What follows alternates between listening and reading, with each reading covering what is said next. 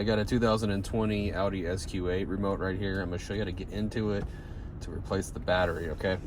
So flip it over, remove the emergency key, just hit the button at the bottom, pull the emergency key out. Don't need that.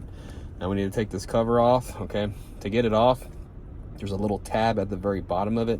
It goes down on the remote. We need to press up on it, and the only way to get to it is through the slot where the emergency key was, okay? So you're gonna need a flathead screwdriver, a little bitty one. You're gonna need to put it in here at an angle until you get it right underneath this tab, right at the bottom of it, pop it up. It might take you a couple times. It can be a little tricky. It might take me forever to do it, but you're just gonna go in here and wiggle it in like that until it pops up, okay?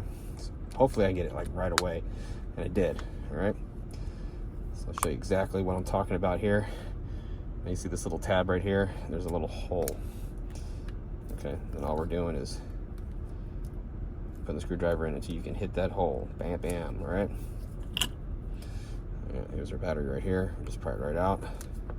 Show you what size it is. Okay, the size is the CR2032.